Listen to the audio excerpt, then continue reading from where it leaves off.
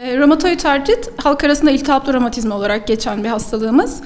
En sık tutulduğu bölgeler el eklemlerinde, iki taraflı küçük eklemlerin hastalığı el ve ayak eklemlerini tutuyor. El bilekleri, ayak bilekleri etkilenebiliyor. Daha az sıklıkla da omuz, dirsek, diz gibi eklemlerde iltihaplı şişliklerle karakterize. Bu şişliklerin hastada bizim romatizma diyebilmemiz için en az 6 haftadır devam ediyor olması lazım. Yani böyle birkaç gün süren şişlikleri kabul etmiyoruz hastalık teşhisinde. Şişlikle beraber hastalar sabahları yarım saatten uzun süren eklemlerde tutukluk söylüyorlar. Sabah tutukluğunu sabahları katılık, el eklemlerinde sertlik olarak tarif edebilirler. Bu tutukluk hareketle beraber azalıyor. Ellerini, parmaklarını yumruk yapmakta zorlandıklarını ifade ediyorlar. Biz bu hastalarda romatoid artritten şüpheleniyoruz. Eklem şişliğini fizik muayenede gördüğümüz zaman. Ve buna yönelik de tetkiklerini planlıyoruz hastaların. Romatoid artritin genetik bir temeli var.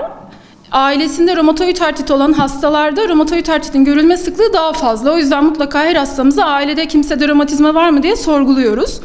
Risk artmış ama tamamen genetik bir geçişten bahsetmiyoruz. Sadece artmış bir riski söyleyebiliriz. Kadınlarda erkeklere göre daha sık görülüyor. Hastalarımızın %60'ı, büyük çoğunluğu kadınlar oluşturuyor. Genelde biz teşhislerini 30'lu yaşlarda ya da 50'li yaşlarda koyuyoruz. Çok az bir kısmında 65 yaş sonrası teşhis alıyor. Erkeklerde dediğim gibi kadınlara göre daha az görülüyor ama daha kötü seyirli oluyor. Daha dikkatli olmak gerekiyor onlarda. Eklem ağrısıyla başlayabilir şikayetler ama romatizmadan net bir şekilde şüphelenilmesi için eklemlerde şişliğin görülmesi şart. Biz bir hastada eklem şişliğini gördüğümüz zaman öncelikle romatizmadan, romatoid artritten şüpheleniyoruz.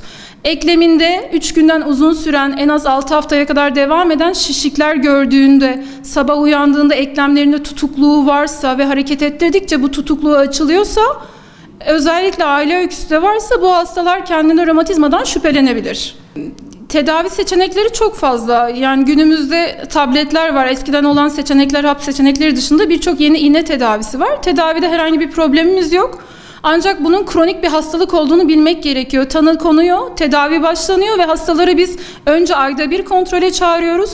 Sonra 3 aylık aralarla izleme çağırıyoruz. İşler iyi giderse, hasta iyiyse de takibi bırakmaması ve tedaviyi bırakmaması gerekiyor. Bazen yanıt alamadığımız hastalarda üst seviye tedavilere, biyolojik tedavi dediğimiz gelişmiş seçenekler var. Onlara geçiyoruz. Bunun kronik bir hastalık olduğunun hastaların bilincinde olması gerekiyor. Nasıl bir şeker hastalığı, tansiyon hastalığının ilaçlarını bırakmıyorlarsa, hastalar iyiyse bile düzenli kontrollere, hekime başvuruyorlarsa, romatoid artrit hastası da 3 aylık aralarla mutlaka romatoloji hekimini görmeli. Arada yakınmaları çok artarsa beklemeden doktoruna gitmesi gerekiyor. Bizim hastalarda özellikle sigarayı uyarıyoruz. Sigara genetik yatkın bir insanda romatizmanın gelişmesini hızlandırabiliyor. Hastalar sigara içiyorsa bizdeki tedavi yanıtları daha düşük oluyor. Sigarayı bırakmayı mutlaka öneriyoruz hastalara. Hani hastalığın bir genetik temeli var tabii ki. O yüzden hani risk faktörleri olan aile öyküsü olanlarda çıkma ihtimali daha yüksek. Çevresel sebepler tetikliyor.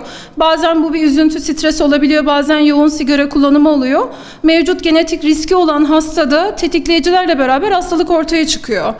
Genetik olarak ailesinde birçok kişi de olabilir ama hastada görünmeyebilir. Hani bunu tam öngördürecek bir şey yok ama riskli hastalar, sigara içenler, erkek hastalar, ailede yoğun hastalık öyküsü olanlara daha çok dikkat etmek gerekiyor.